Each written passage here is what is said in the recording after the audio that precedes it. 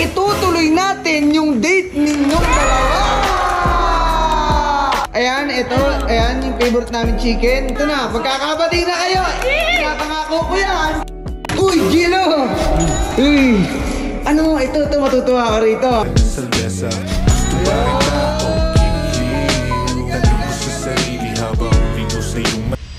Hindi, gusto mo ba umalis na kami para... Hindi yun sa'yo, ako na lang yung alis. Uy, tika lang, bakit ka alis eh? Alam mo naman yung gusto kong date eh. So guys, andito na kami ngayon. Kasama ko si AJ at syempre si Colleen. So, kung matatandaan nyo, alam mo yan Colleen, yung dahilan kung bakit nagagalit si Jello. Salamat ko yun sa'yo. Uy, teka lang, hindi mo na yung buksan yan. Date nga yan eh. So guys, explain ko lang na mabilisan.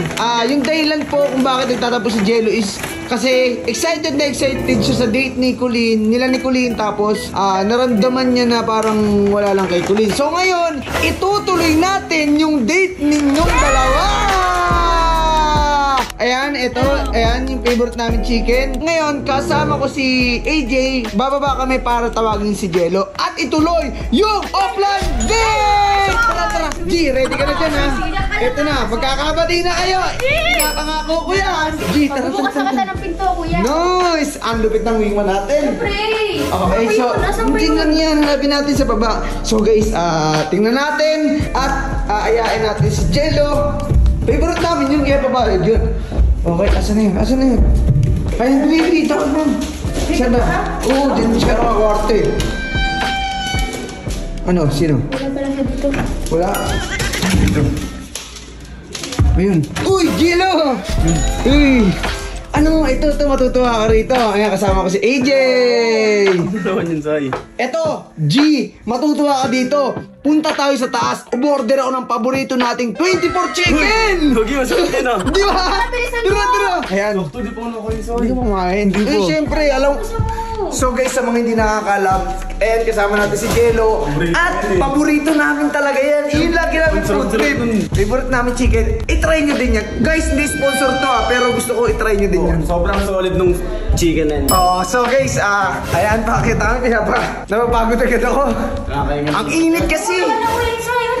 Sige, wait lang. Buksan na lang natin ha. Oh, tara. Ayun! Halika, libre ko na, G. Sige, kakain nga tayo. Kakain siyempre, di ba? Tuloy na natin yung date natin. Yeah! Oy, teka lang, G. Ito, di ba, alam mo naman yung dahilan. Alam namin yung dahilan kung bakit ka nagagalit. Kasi nababad trip ka kasi yung date na hindi niya tuloy, parang hindi excited si Colleen. So ngayon na. Ayun na. Pinaghandaan na kita. Tinulungan lang ako nila, Kuya. Oy, ito siya yung may plano na ito. Uy, G! Upo ka na. Open mo. Pagsilbihan mo. Sige na, umupo ka muna. Oh, ayaw mo pa, favorite na nga natin yan, oh. Kaya nga, di ba? Ito yung naalala mo yung unaan natin. Oh, ito. Oh, di ba? Chicken. Ano gusto mo? Paghahanda kita. Ano gusto mo? G, paganda. Subuhan mo ata, ayaw. Subuhan mo. Busog na ako. Ha? Hindi ba? Kanina sabi mo, gutom ka. Di ba? Narinig mo yun? Okay na ako sa'yo. Sabi mo, favorite mo yan. Ba't kayo? Uy, G.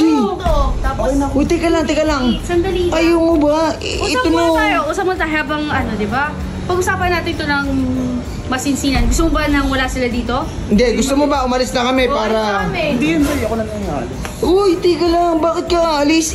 Ito na nga yung gusto mo, di ba? Yung pinag-uusapan natin na gusto mo mag-usap kayo. Pero hindi dito sa'yo, hindi dito sa bahay.